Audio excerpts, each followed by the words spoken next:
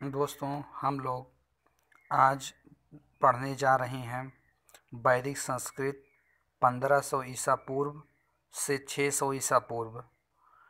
दोस्तों, अगर आप लोग सागर एकेडमी चैनल से जुड़े हैं तो चैनल को ज़्यादा से ज़्यादा सब्सक्राइब कराएं ताकि आप लोगों की लाइव क्लास हो सके। जो वीडियो अच्छी लगे तो भी कमेंट करिए, ना अच्छी लगे पिक्चर क्वालिटी के बारे में हर चीज़ हमें बताइए ताकि आपके लिए हम बेहतर से बेहतर कर सकें। देखते हैं पहला क्वेश्चन। पूर्व वैदिक या ऋग वैदिक संस्कृत का काल किसे माना जाता? तो विकल्प नंबर हमारा ए है 1500 ईसा पूर्व से 1000 ईसा पूर्व। विकल्प नंबर बी है 1000 ईसा पूर्व से 600 ईसा पूर्व। विकल्प नंबर सी है 600 ईसा पूर्व से 600 ईस्वी तक। विकल्प नंबर डी इनमें से कोई नहीं। जैसा कि दोस्तों हमारे पेपर में पहले से ही चिन्ह लगा हुआ है, तो हम देख रहे हैं विकल्प नंबर ए को 1500 ईसा पूर्व से 1000 ईसा पूर्व तक माना जाता है। उत्तर वैदिक संस्कृत का काल किसे माना जाता है? दोस्तों, दूसरा क्वेश्चन है उत्तर वैदिक संस्कृत का काल किसे माना जाता? तो पहला विकल्प है 1500 ईसा पूर्व से 1000 ईसा पूर्व। विकल्प नंबर बी है 1000 ईसा पूर्व से 600 ईसा पूर्व। विकल्प नंबर सी है 600 ईसा पूर्व से 600 ईस्वी तक। विकल्प नंबर डी है इनमें से कोई नहीं। जैसा कि हम लोग देखे थे ऋग वैदिक काल का जो काल माना जाता था वो 1500 से 1000 माना जाता है। जब हम बात करेंगे उत्तर वैदिक काल की तो हमारा क्या हो जाएगा 1000 ईसा पूर्व से 600 ईसा पूर्व तक। हम क्वेश्चन आगे की ओर बढ़ रहे हैं दोस्तों। जैसा कि हमारा क्वेश्चन नंबर 3 कहा क्या गया है आर्य शब्द का शाब्दिक अर्थ है। दोस्तों, आर्य शब्द का शाब्दिक अर्थ क्या होता है हम लोग जानते हैं। आर्य शब्द का शाब्दिक अर्थ हमारे 4 विकल्प दिए गए हैं। पहला विकल्प है वीर या योद्धा। दूसरा विकल्प है श्रेष्ठ या कुलीन। तीसरा विकल्प है यज्ञकर्ता और या पुरोहित। चौथा विकल्प है विद्वान। तो हम लोग जानते हैं आर्य शब्द का अर्थ होता है श्रेष्ठ या कुलीन, जो हमारा नंबर बी विकल्प सही है। हम लोग बढ़ते हैं क्वेश्चन नंबर 4 की तरफ। प्रारंभिक आर्यों के बारे में निम्न में से कथनों में से कौन सा सही नहीं है? पहला विकल्प है वह संस्कृत बोलते थे। दूसरा विकल्प है वह घुड़सवारी किया करते थे। तीसरा विकल्प है वह कई झुंडों में भारत पहुँचे। चौथा विकल्प है वह मुख्यतः नगरों में निवास करते थे। तो हम लोग जानते हैं जो आर्य हमारे भारत में आए थे वो मुख्यतः नगरों में निवास करते नहीं थे। यही हमारा विकल्प गलत हो जाएगा। बाकी हमारे जो तीनों विकल्प हैं वो सही हैं। वह संस्कृत बोलते थे, वह घुड़सवारी किया करते थे, वह कई झुंडों में भारत पहुँचे थे। हम बढ़ते हैं क्वेश्चन नंबर 5 की तरफ। फसल में इनमें से किस फसल का ज्ञान वैदिक काल के लोगों को नहीं था? पहला विकल्प है जौ। दूसरा विकल्प है गेहूँ। तीसरा विकल्प है चावल। चौथा विकल्प है तंबाकू। तो जैसा हम लोग जानते हैं जो वैदिक काल के लोग थे उनको तंबाकू का ज्ञान नहीं था। क्वेश्चन नंबर 6 की तरफ बढ़ते हैं। उत्तर वैदिक काल के वेद विरोधी और ब्राह्मण विरोधी धार्मिक अध्यापकों को किस नाम से जाना जाता था? पहला विकल्प है यजमान। दूसरा विकल्प है श्रमण। तीसरा विकल्प है अर्थवान। चौथा विकल्प है श्रेष्ठिन।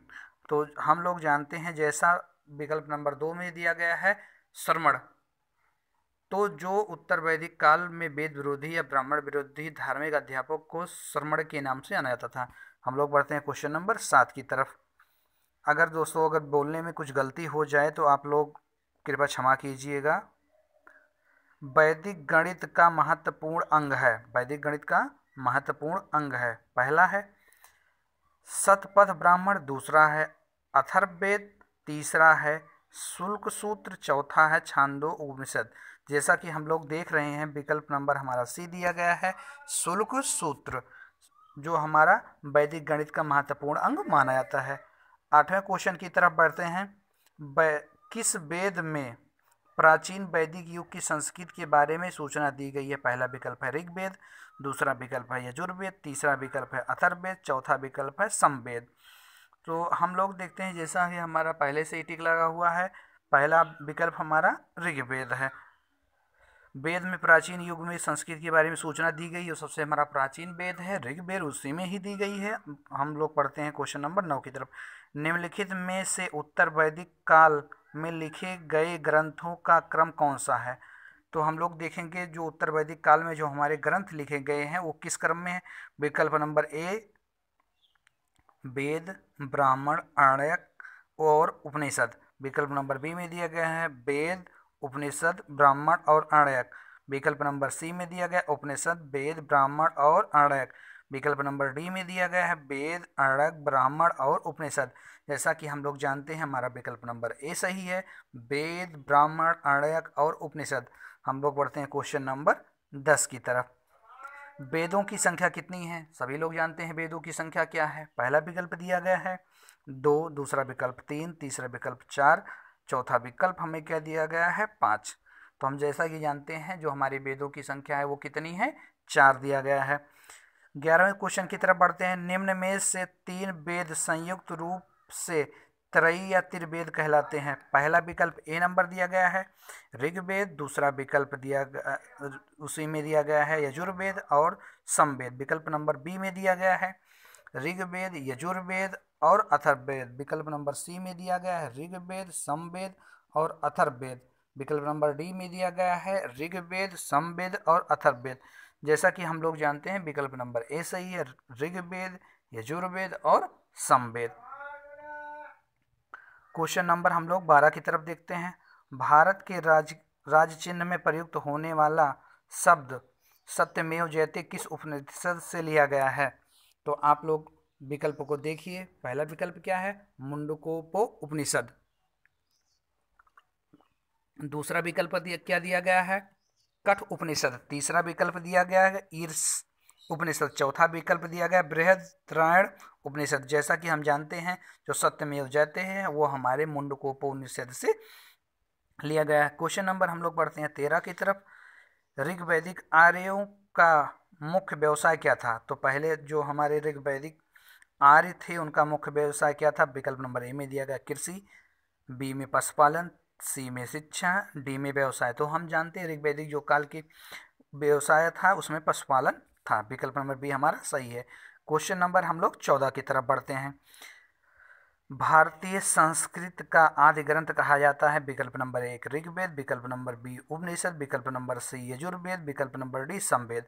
तो भारतीय जो संस्कृत का में आपके संगीत आदि ग्रंथ कहा जाता है उसको क्या कहा जाता है, समवेद।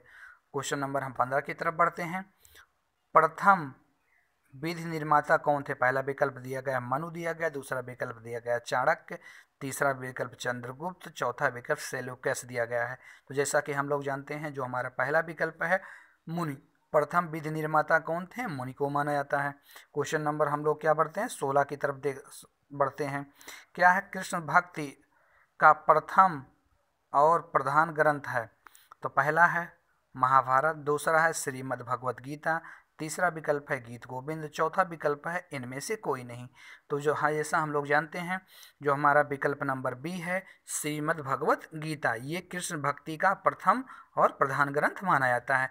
हम बढ़ते हैं क्वेश्चन नंबर 17 की तरफ। हम लोग देख लेते हैं ऋग्वेद में संपत्ति का प्रमुख स्रोत या कह सकते हैं या रूप क्या था? पहला विकल्प दिया गया है गोधन, दूसरा विकल्प दिया गया भूमि, तीसरा विकल्प दिया गया एबी, चौथा विकल्प दिया गया है इनमें से कोई नहीं। जैसा हम लोग जानते हैं जो हमारा ऋग्वेद में पहले संपत्ति के माना जाता है उसको क्या कहते हैं, गोधन। जो गाय जिसके पास अधिक गायें होती थी वो उसके पास अधिक धन माना जाता था। हम बढ़ते हैं क्वेश्चन नंबर 18 की तरफ।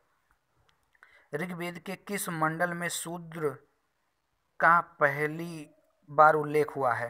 तो हम लोग देखते हैं 7वें मंडल में, 8वें मंडल में, 9वें मंडल में, 10वें मंडल में। हम जानते हैं शूद्र शब्द का पहली बार जो उल्लेख ऋग्वेद में मिलता है वो ऋग्वेद की 10वें मंडल में मिलता है। हम लोग बढ़ते हैं दोस्तों क्वेश्चन 19 की तरफ और इसको हम लोग क्या करते हैं जूम कर लेते हैं और देखते हैं क्वेश्चन नंबर 19।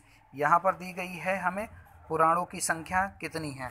तो हम लोग जैसा कि जानते हैं पुराणों की संख्या विकल्प नंबर ए में दिया गया 18, विकल्प नंबर बी में दिया गया 19, विकल्प नंबर सी में दिया गया 20, विकल्प नंबर 21 में, विकल्प नंबर डी में दिया गया 21। तो जैसा हम लोग जानते हैं परमाणु की संख्या 18 होती है। हम लोग पढ़ते हैं क्वेश्चन 20 की तरफ। वैदिक धर्म का मुख्य लक्षण इनमें से किसकी उपासना था? जो वैदिक धर्म में हम लोग किसकी उपासना करते थे? तो विकल्प नंबर हमें दिया गया, पहला प्रकृति, दूसरा पशुपत दिया गया है, तीसरा देवी माता, चौथा आपका त्रिमूर्ति। आप लोग बताइए। हम लोग जानते हैं जो हमारा 20 नंबर क्वेश्चन में प्रकृति, वैदिक धर्म का मुख्य लक्षण किसकी उपासना की थी? उसमें प्रकृति की उपासना की जाती थी। क्वेश्चन नंबर हम लोग 21 देते हैं। किस देवता के लिए ऋग्वेद में पुरंदर शब्द का प्रयोग हुआ है? तो हम लोग जानते हैं पुरंदर शब्द किसके लिए प्रयोग हुआ? विकल्प नंबर ए इंद्र, विकल्प नंबर बी अग्नि, विकल्प नंबर सी वरुण, विकल्प नंबर डी सोम। हम लोग जानते हैं पुरंदर शब्द हमारे देवता इंद्र के लिए प्रयोग हुआ है। क्वेश्चन नंबर 22, शुल्क सूत्र किस विषय से संबंधित पुस्तक थी? हम लोग अभी पढ़ चुके थे, आगे क्वेश्चन में देख चुके थे। पहला नंबर विकल्प ए है ज्यामितीय, विकल्प बी है ज्योतिष, विकल्प सी है गणित, विकल्प डी है खगोल। तो जैसा हम जानते हैं शुल्क सूत्र जो होता है आपका ज्यामितीय से संबंधित है। अस्तोमा सदगमय कहाँ से लिया गया? विकल्प हमारा क्वेश्चन नंबर 23 है। अस्तोमा सदगमय कहाँ से लिया गया है?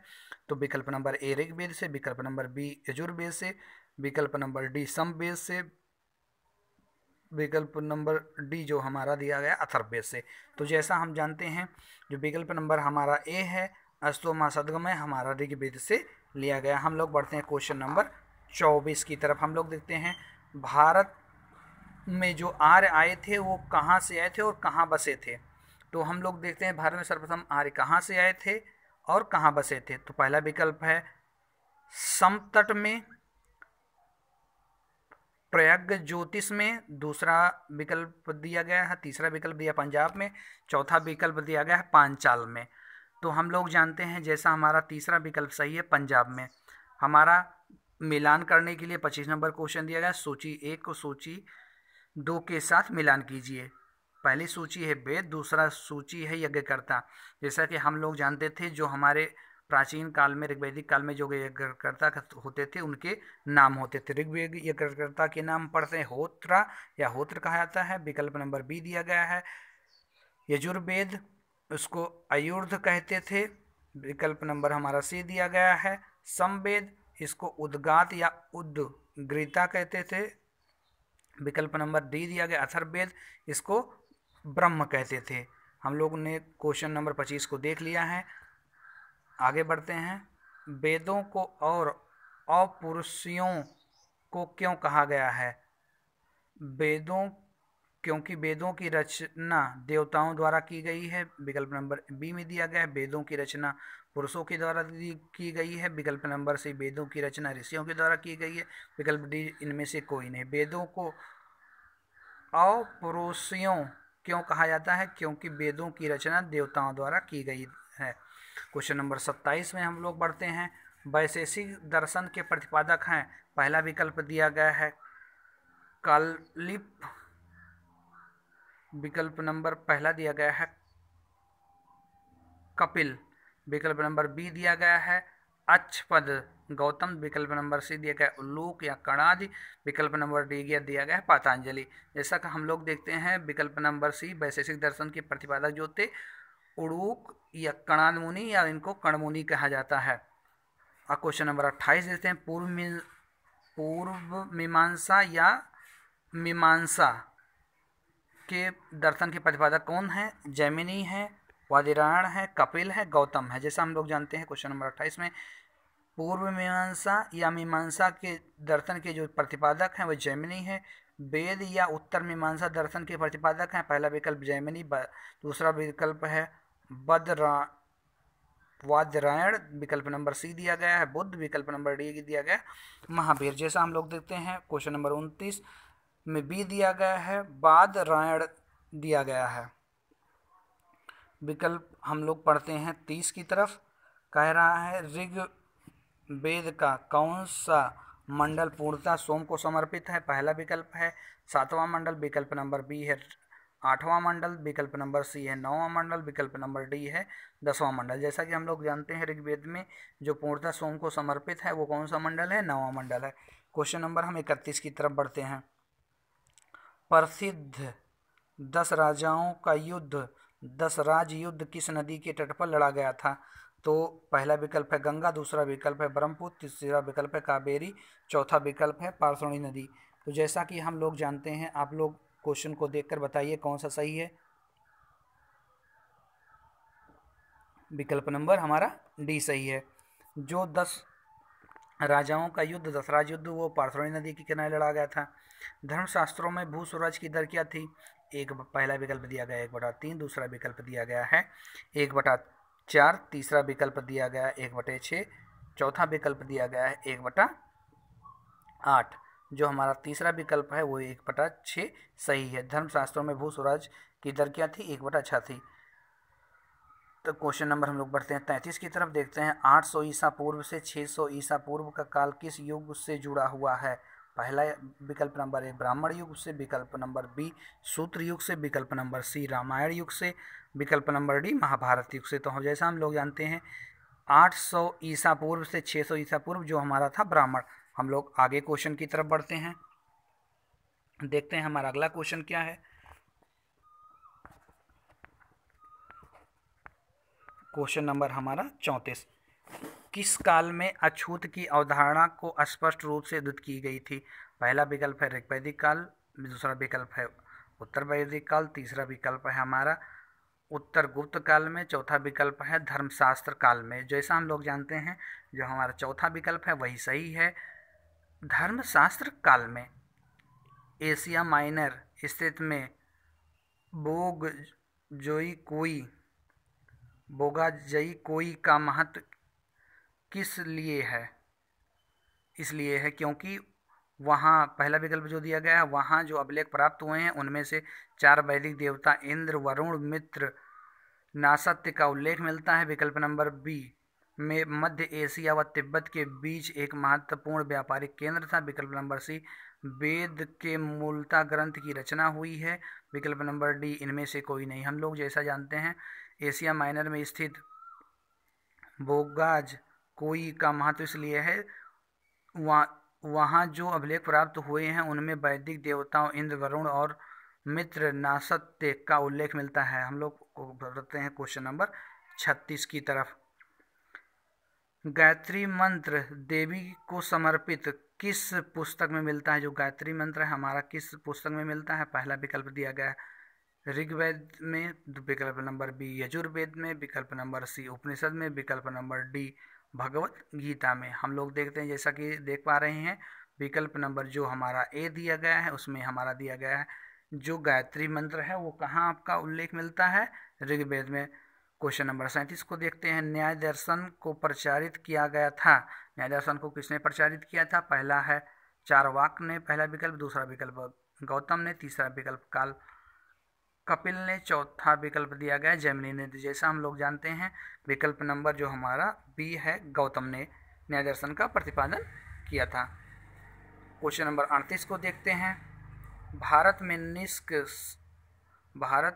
निष्क से जाने जाते थे स्वर्णाभूषण। पहला विकल्प, दूसरा विकल्प गाय, तीसरा विकल्प तांबे के सिक्के, चौथा विकल्प चांदी के सिक्के। जैसा हम लोग जानते हैं विकल्प नंबर ए स्वर्ण आभूषण को निष्क के नाम से जानते थे। क्वेश्चन नंबर हम लोग 39 लिख देते, योग दर्शन के प्रतिपादक कौन है? पहला विकल्प दिया पतंजलि दिया गया, दूसरा विकल्प गौतमी, तीसरा जैमिनी, चौथा विकल्प शंकराचार्य। जैसा कि हम लोग जानते हैं पहला विकल्प योग दर्शन के कौन प्रतिपादक है? पतंजलि। हम लोग क्वेश्चन पर बढ़ते हैं 40 की तरफ।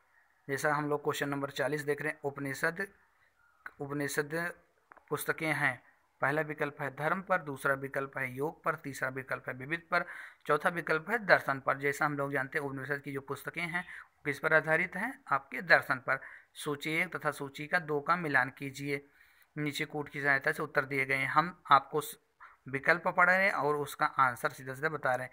ऋग्वेद में सूत्र एवं प्रार्थनाएं की गई थी, यजुर्वेद में सूत्र एवं कर्मकांड का वर्णन है, समवेद में संगीतमय स्रोत है, अथर्ववेद में तंत्र मंत्र एवं वशीकरण का उल्लेख मिलता है। हम लोग पढ़ते हैं क्वेश्चन नंबर आगे की तरफ, देखते हैं क्वेश्चन नंबर 42।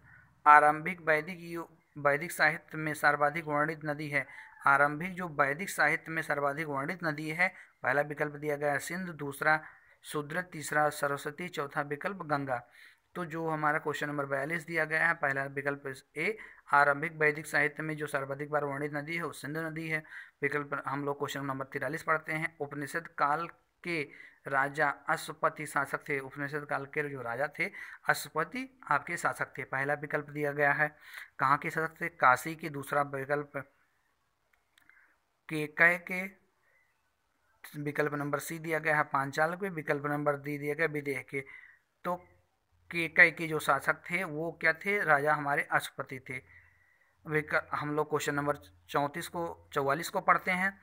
अध्यात्म ज्ञान के विषय में नचिकेता और यम का संवाद किस उपनिषद से प्राप्त होता है? तो पहला विकल्प दिया गया बृहद अरण्यक उपनिषद में। दूसरा विकल्प दिया गया छांदोग्य उपनिषद में। तीसरा विकल्प दिया कठोपनिषद में। विकल्प नंबर हमारा जो चौथा है वो केन उपनिषद में। तो जैसा विकल्प नंबर हम लोग तीसरा देखते हैं कठोपनिषद में हमें नचिकेता और यम के संवाद के बारे में वर्णन मिलता है। वैदिक नदी कुंभा काबुल का स्थान कहाँ निर्धारित होना चाहिए? पहला विकल्प है अफगानिस्तान में। दूसरा विकल्प है चीन तुर्किस्तान में। तीसरा विकल्प है कश्मीर में। चौथा विकल्प है पंजाब में। जैसा हम लोग जानते हैं जो वैदिक नदी थी कुंभा काबुल, अब वो वर्तमान में अफगानिस्तान में है। हम लोग बढ़ते हैं क्वेश्चन नंबर 46 की तरफ। कपिल मुनि द्वारा प्रतिपादित दर्शन प्रणाली है। पहला है पूर्व मीमांसा विकल्प। दूसरा विकल्प है आपका सांख्य दर्शन। तीसरा विकल्प है न्याय दर्शन। चौथा विकल्प है उत्तर मीमांसा। क्वेश्चन नंबर हम लोग 46 देखते हैं। आपका जो विकल्प दिया गया है वो न्याय दर्शन के प्रतिपादक है। हम लोग आगे क्वेश्चन को देखते हैं। क्वेश्चन नंबर 47, भारत में किस स्थल की खुदाई से लौह धातुओं के प्रचलन के प्राचीनतम प्रमाण मिलते हैं? पहला है आपका तक्षशिला। दूसरा विकल्प है आपका अंतरजी खेड़ा। तीसरा विकल्प है कौशाम्बी।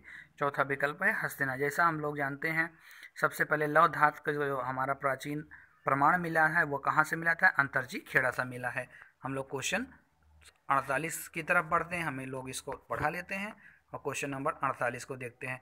निम्नलिखित में से किसका संकलन ऋग्वेद पर आधारित है? जो हमारा विकल्प नंबर ए दिया गया यजुर्वेद। विकल्प नंबर बी समवेद। विकल्प नंबर सी अथर्ववेद। विकल्प नंबर डी इनमें से कोई नहीं। हम लोग देखते हैं क्वेश्चन नंबर 48 को। जो हमारा विकल्प नंबर बी दिया गया है वो दिया गया है समवेद। क्वेश्चन नंबर 49 को हम लोग देखते हैं। निम्नलिखित में से प्रस्थानत्रयी में सम्मिलित नहीं है। पहला विकल्प दिया गया है आपका भगवत गीता, भगवत दिया गया। दूसरा विकल्प दिया गया भगवत गीता। तीसरा विकल्प दिया ब्रह्मसूत्र। चौथा विकल्प दिया उपनिषद। तो जो हमारा भगवत है वो हमारा नहीं है। 50 नंबर क्वेश्चन पढ़ते हैं। कर्मवाद सिद्धांत संबंधित है। पहला विकल्प है न्याय से। दूसरा विकल्प है मीमांसा से। तीसरा विकल्प है वेदांत से। चौथा विकल्प वैशेषिक से। तो जो हमारा क्वेश्चन नंबर 50 है जो कर्म सिद्धांत है वो आपका मीमांसा से संबंधित है। क्वेश्चन नंबर हम लोग देखते हैं 51। हमारा सुमलेख करना है। हम लोग आपको सीधा सीधा आंसर बताएंगे। अथर्ववेद औषधियों से संबंधित है। ऋग्वेद ईश्वर की महिमा है। यजुर्वेद बलिदान विधि है। समवेद संगीत की है। क्वेश्चन नंबर हम लोग 52 को देख लेते हैं। चरक संहिता नामक पुस्तक किस विषय से संबंधित है? पहला विकल्प अर्थशास्त्र से। दूसरा विकल्प राजनीति से। तीसरा विकल्प चिकित्सा से। चौथा विकल्प आपका धर्म से। जैसा हम लोग जानते हैं जो चरक संहिता है वो आपका चिकित्सा से संबंधित है। क्वेश्चन नंबर 53 की तरफ से हमें यज्ञ संबंधी विधि विधानों का पता चलता है। पहला विकल्प है ऋग्वेद से। दूसरा विकल्प है समवेद से। तीसरा विकल्प है ब्राह्मण से। चौथा विकल्प है ऋग्वेद से। जैसा कि हम लोग यज्ञ विधि विधान का पता चलता है वो हमारा कौन सा विकल्प है? ऋग्वेद से। हम लोग क्वेश्चन नंबर 54 की तरफ बढ़ते हैं। वैदिक युगीन जो सभा थी पहली विकल्प थी गांवों के व्यवसायिक लोगों की संस्था थी। विकल्प नंबर बी में हमें दिया गया राज्य दरबार होता था। विकल्प नंबर सी मंत्रिपरिषद होती थी। विकल्प नंबर डी राज्य के समस्त लोगों को एक राष्ट्रीय सभा थी। तो जैसा कि हम लोग जानते हैं विकल्प नंबर सी जो वैदिक युगीन सभा थी वो मंत्रिपरिषद थी। क्वेश्चन नंबर हम लोग 55 को देखते हैं। वैदिक युग में प्रचलित लोकप्रिय शासन प्रचलित था। पहला निरंकुश। दूसरा प्रजातंत्र। तीसरा गणतंत्र। चौथा वंशागत। जैसा हम लोग जानते हैं जो तीसरा विकल्प है हमारा गणतंत्र वही सही है। प्राचीन वेद कौन सा था या कौन सा है। पहला विकल्प है ऋग्वेद, दूसरा विकल्प है यजुर्वेद, तीसरा विकल्प है समवेद, चौथा विकल्प है अथर्ववेद। जैसा हम लोग जानते हैं जो प्राचीनतम वेद है हमारा ऋग्वेद है।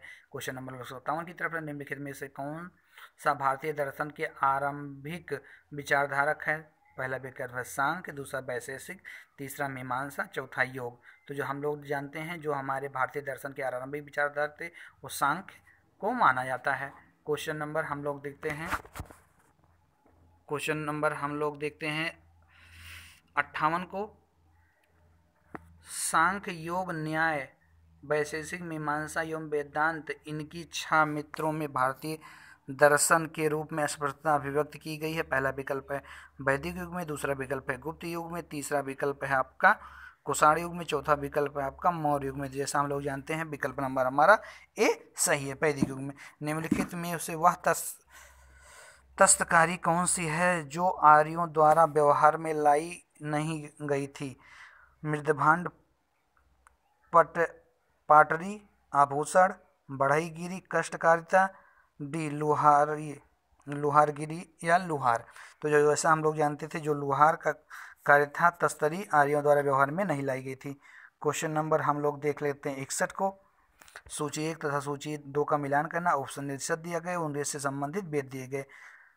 आयुर्वेद ऋग्वेद से संबंधित है, धनुर्वेद यजुर्वेद से संबंधित है, गंधर्व वेद समवेद से संबंधित है, शिल्प वेद या शास्त्र वेद अथर्ववेद से संबंधित है। हम लोग क्वेश्चन नंबर 61 की तरफ बढ़ते हैं। जैसा कि क्वेश्चन नंबर हम लोग 61 देख रहे हैं, दिया गया है ऋग्वेद के किन मंडलों को वंश मंडल या गोत्र मंडल कहा जाता है? तो 2 रे मंडल से 7वें मंडल तक विकल्प नंबर ए में दिया गया है, विकल्प नंबर बी में दिया गया है 1 ले मंडल से 6वें मंडल तक, विकल्प नंबर सी में दिया गया है 3 रे मंडल से 8वें मंडल तक, चौथा दिया गया है चौथे मंडल से 9वें मंडल। जैसा हम जो लोग जानते हैं जो गोत्र का उल्लेख या वंश मंडल का 2 रे मंडल से दूसरे से 7वें मंडल तक को कहा जाता है। क्वेश्चन नंबर हम 62 की तरफ बढ़ते हैं। किस वेद में जादुई माया और वशीकरण का वर्णन मिलता है? तो जो हमारा विकल्प नंबर ए दिया गया है ऋग्वेद, विकल्प नंबर बी दिया गया है यजुर्वेद, विकल्प नंबर सी दिया गया है समवेद, विकल्प नंबर डी दिया गया है अथर्ववेद। जैसा कि हम लोग जानते हैं विकल्प नंबर जो हमारा डी है वो अथर्ववेद है। क्वेश्चन नंबर हम लोग 63 पढ़ते हैं। आर्य शब्द का इंगित अर्थ है। पहला विकल्प है नृजात समूह को, दूसरा है आपका यावार ई जन को, तीसरा विकल्प है भाषा समूह को, चौथा विकल्प श्रेष्ठ वंश को। पहला जो लोग जानते हैं आर्य से केंद्रित करता है नृजातियों समूह को। क्वेश्चन नंबर 64 की तरफ हम लोग देखते हैं ऋग्वेद में कुल कितने मंडल हैं? विकल्प नंबर ए 7, विकल्प नंबर बी 8, विकल्प नंबर डी 9, विकल्प नंबर डी 10। जो ऋग्वेद में हमारे कुल कितने मंडल है? हमारे 10 मंडल है। आर्य शब्द में आर्य भारत में संभवतः आए थे, कहाँ से आए थे? पहला विकल्प यूरोप से, दूसरा मध्य एशिया से, तीसरा पूर्व एशिया से, चौथा अन्य क्षेत्र से। जैसा हम लोग जानते हैं विकल्प नंबर जो हमारा वी है वो सही है। आर्य भारत में संभवतः आए थे मध्य एशिया से। क्वेश्चन नंबर हम लोग 66 की तरफ देखते हैं। कौन सा वेद असंस्था गद्य के रूप में रचित है? पहला ऋग्वेद, यजुर्वेद, समवेद, अथर्ववेद। जैसा कि हम लोग जानते हैं जो हमारा दूसरा विकल्प है यजुर्वेद, ये आपका गद्य के रूप में रचित है। क्वेश्चन नंबर हम लोग 67 देखें। सभा और समिति प्रजापति की 2 पुत्रियां हैं या थी का उल्लेख किस वेद में मिलता है? तो हम लोग विकल्प नंबर ए देखते हैं ऋग्वेद में, विकल्प नंबर बी यजुर्वेद में, विकल्प नंबर सी समवेद में, विकल्प नंबर डी अथर्ववेद में। जैसा कि हम लोग जानते हैं सभा और जो समित पुत्रियां थी ये अथर्ववेद में वर्णन मिलता है। ऋग्वैदिक युग की प्राचीनतम संस्था कौन सी? पहला है सभा समिति, विदथ, विकल्प नंबर जो अगला हमारा देगा परिषद, जो हमारा विकल्प नंबर तीसरा है विदथ, वो हमारा विकल्प सही है। ब्राह्मण ग्रंथों में सर्वाधिक प्राचीन कौन है? ऐतरेय ब्राह्मण, सतपर ब्राह्मण, गोपद ब्राह्मण, पंचविश ब्राह्मण। जैसा कि हम लोग दूसरा विकल्प देख रहे हैं पढ़े थे, क्या है हमारा सतपर ब्राह्मण। हम लोग क्वेश्चन नंबर 70 को देखते हैं। कह रहा है गोत्र व्यवस्था प्रचलन में कब आई थी? हम लोग क्वेश्चन अगला वाला पढ़ चुके थे। क्वेश्चन नंबर देख रहे हैं हम लोग 70। गोत्र व्यवस्था का प्रचलन कब आई थी? तो ऋग वैदिक काल में, विकल्प नंबर बी उत्तर वैदिक काल में, विकल्प नंबर जो हमारा सी दिया गया महाकाव्य, विकल्प नंबर जो दिया गया हमारा डी सूत्र काल में। तो हम लोग जैसा जानते हैं गोत्र व्यवस्था का प्रचलन कब हुआ था? उत्तर वैदिक काल में। क्वेश्चन नंबर हम लोग 71 देखते हैं। अनुलोम विवाह का अर्थ है, पहला है उच्च वर्ण पुरुष का निम्न वर्ण नारी के साथ विवाह, विकल्प नंबर बी है निम्न वर्ण का पुरुष उच्च वर्ण के नारी के साथ विवाह, विकल्प नंबर जो हमारा सी दिया गया है उच्च वर्ण पुरुष का उच्च वर्ण नारी के साथ विवाह, विकल्प नंबर डी में हमें दिया गया है निम्न वर्ण पुरुष का निम्न वर्ण के नारी के साथ विवाह। जैसा कि हम लोग जानते हैं क्वेश्चन नंबर 71 में देखते हैं जो अनुलोम विवाह था, उच्च वर्ण का पुरुष निम्न वर्ण की नारी के साथ जो विवाह करता था। क्वेश्चन नंबर लोग 72 देखते हैं प्रतिलोम विवाह, इसी का सेम उल्टा था। जब उच्च वर्ण, पहला हम लोग देखते हैं पहला विकल्प, जब उच्च वर्ण का पुरुष निम्न वर्ण की नारी के साथ विवाह कर लेता था, विकल्प नंबर बी जब उच्च वर्ण की नारी निम्न वर्ण के पुरुष के साथ विवाह कर लेती थी, विकल्प नंबर सी में जब उच्च वर्ण का पुरुष उच्च वर्ण की नारी के साथ विवाह कर लेता था, विकल्प नंबर डी जब निम्न वर्ण का पुरुष निम्न वर्ण की नारी के साथ विवाह कर लेता था। पहला विकल्प हमारा दूसरा विकल्प सही है, जब उच्च वर्ण की नारी निम्न वर्ण के पुरुष के साथ विवाह कर लेती थी। हम लोग क्वेश्चन नंबर पढ़ते हैं 73 की तरफ। वैदिक युग में योग का कहा जाता था, पहला विकल्प दिया गया है गेहूं, दूसरा विकल्प दिया है जौ, तीसरा विकल्प दिया गया है चावल, चौथा विकल्प दिया गया इनमें से कोई नहीं है। जैसा कि हम लोग जानते हैं वैदिक युग में योग का अर्थ होता था जौ। क्वेश्चन नंबर हम लोग पढ़ते हैं 74 की तरफ। व्रीहि शब्द किसके लिए प्रयुक्त है?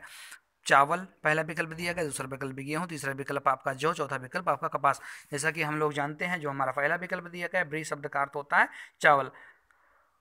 क्वेश्चन नंबर हम लोग 75 देखते हैं। अथर्व का अर्थ होता है, पहला विकल्प दिया गया है पवित्र जादू, दूसरा विकल्प यज्ञ, तीसरा विकल्प दिया गया स्तुति, चौथा विकल्प दिया गया दर्शन। जैसा कि हम लोग जानते हैं अथर्व का अर्थ होता है पवित्र जादू। क्वेश्चन नंबर हमारा 76 है, हमारा मिलान करना है। क्वेश्चन नंबर लोग 76 देखते हैं। शिक्षा ध्वनि शास्त्र से, कल्प सूत्र कर्मकांड से है, तीसरा है हमारा निरुक्त शब्द व्युत्पत्ति शास्त्र से या भाषा शब्द से, चौथा विकल्प हमें दिया गया छंद शास्त्र। हम लोग क्वेश्चन नंबर 76 तक बढ़ चुके हैं, आगे हम लोग बढ़ते हैं, देखते हैं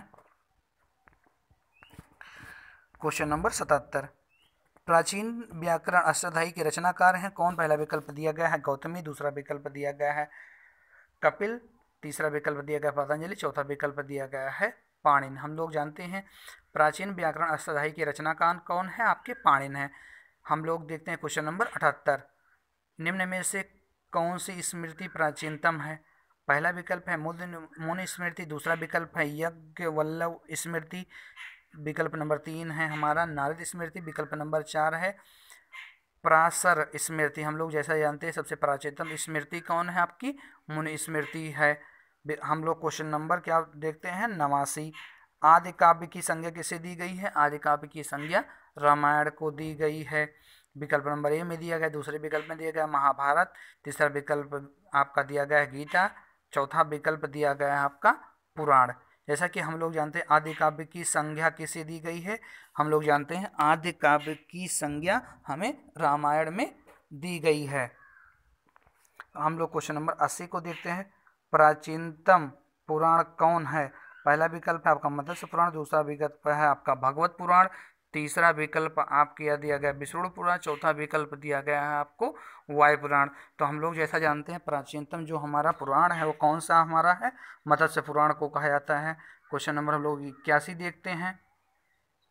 जो हमारा विकल्प दिया गया है ऋग्वेद में सबसे प्राचीनतम या ऋग्वेद में सबसे पवित्र नदी किसे माना जाता है? पहला विकल्प दिया गया है सिंध नदी को, दूसरा विकल्प दिया गया सरस्वती नदी को, तीसरा विकल्प दिया गया पार्षणी नदी को, चौथा विकल्प सुदृत को।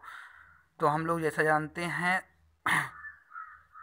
सातरुति है विकल्प नंबर डी में। जैसा हम लोग जानते हैं विकल्प नंबर बी जो हमारा दिया गया है वो सरस्वती नदी है। आगे हम लोग क्वेश्चन नंबर 82 पर पढ़ते हैं। वैदिक काल समाज की आधारभूत इकाई थी कुल या कुटुंब, दूसरा विकल्प दिया गया ग्राम, तीसरा विकल्प दिया गया 20, चौथा विकल्प दिया गया है हमें जन, जो हम जानते हैं वैदिक समाज की आधारभूत इकाई थी या जो हमारा कुटुंब या कुल था। क्वेश्चन नंबर हम लोग 83 पढ़ते हैं। ऋग वैदिक काल के उस सबसे प्राचीनतम प्रधान देवता की पहचान करें जिसकी स्तुति में 250 सूक्तों की रचना है। पहला विकल्प इंद्र, दूसरा विकल्प अग्नि है, तीसरा विकल्प वरुण है, चौथा विकल्प हमारे सूर्य है। जैसा कि हम लोग जानते हैं विकल्प नंबर जो हमारा ए दिया गया है उसमें इंद्र दिया गया है, हमारा विकल्प सही है।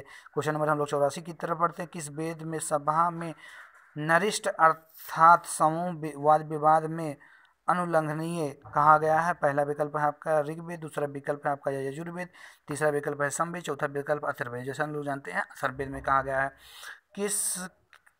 किस रचना में नारी और किस रचना में नारी को सुरा और पासा को साथ 3 बुराइयों के साथ सम्मिलित किया गया है? मैत्रेयी संहिता, जाबाल उपनिषद, सप्तपद ब्राह्मण, छांदोग्य। जैसा जानते हैं मैत्रेयी संहिता में वर्णन किया गया है। क्वेश्चन नंबर हम लोग 86 देखते हैं। उत्तर वैदिक काल में किस देवता के सर्वोच्च स्थान प्राप्त था? उत्तर वैदिक काल में हम लोग जानते हैं पहला विकल्प प्रजापति, दूसरा विकल्प इंद्र, तीसरा विकल्प विष्णु, चौथा विकल्प रुद्र। हमें पहला विकल्प दिया गया है प्रजापति। क्वेश्चन नंबर हमारा 87 दिया गया है। सुमलेख करें, मिलान करना है। जो राजस्व योग्य होता था वो क्या होता था? राजाओं के सिंहासनरोहण के संबंध में एक होता था। अश्वमेध योग राजनीतिक शक्ति को बढ़ाने हेतु किया जाने वाला यज्ञ था।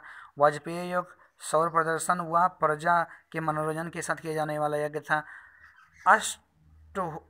अग्नि स्टोम यज्ञ किसके देवताओं को प्रसन्न करने हेतु अग्नि को पशुओं की बल दिया जाने वाला सोमरस का पान किया जाने वाला यज्ञ था। जैसा हम लोग पढ़ चुके हैं। क्वेश्चन नंबर हम लोग 88 को देखते हैं। क्या दिया गया है? सूची 1 तथा सूची 2 का मिलान कीजिए। पार्श्वनी नदी है जो रावी नदी के, सुद्रत नदी है जो सतलज नदी पर, आस्कनी नदी है जो चिनाब, इसका आंदोलिक नाम है। बिपाशा जो है ब्यास। हम लोग प्राचीन काल में जो नदियों के नाम दिए गए, पार्श्वनी नदी रवि के नाम से जानते थे, सुद्रत नदी को सतलज नदी के नाम से, आस्कनी नदी को चिनाब के नाम से जानते थे, बिपाशा नदी को ब्यास के नाम से जानते हैं। संस्कारों की कुल संख्या थी प्राचीन काल में हमारे संस्कारों की कुल संख्या कितनी? पहला 14 दिया गया है विकल्प नंबर ए में, विकल्प नंबर बी में दिया गया 15, विकल्प नंबर सी में दिया गया 16, विकल्प नंबर डी में 18 दिया गया है। संस्कारों की जो हमारी कुल 16 थी हम लोग जानते हैं जैसा कि हमारा 16 संस्कार होते हैं। हम लोग क्वेश्चन नंबर 90 की तरफ बढ़ते हैं और हम लोग देखते हैं हमारा 100 क्वेश्चन दिया गया है। सुमेलित कीजिए। ब्राह्मण विवाह, समान वर्ण या जाति में का विवाह, दैव विवाह, पुरोहित या परिश्रमी से मिले कन्या के साथ विवाह, अर्श विवाह, कन्या मूल रूप में एक जोड़ी गाय या बैल देकर चुराया गया किया गया, प्रजापति विवाह बिना दहेज के विवाह होता था। क्वेश्चन नंबर 90 में हम लोग करते हैं सुमेलित कीजिए।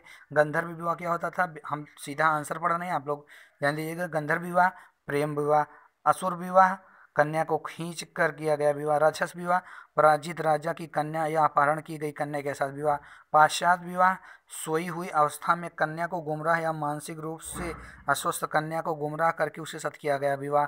हम लोग क्वेश्चन नंबर 92 की तरफ बढ़ते हैं। 3 ऋण में सम्मिलित नहीं है। पहला विकल्प है देव ऋण, दूसरा विकल्प है पितृ ऋण, तीसरा विकल्प है ऋण, चौथा विकल्प नंबर है डी मातृ ऋण। जैसे कि हम लोग जानते हैं विकल्प नंबर जो डी है हमारा तीनों ऋणों में मातृ ऋण नहीं सम्मिलित है। ऋग्वैदिक काल से संबंधित है। ऋग्वैदिक काल में संबंधित मृदभांड संस्कृत है।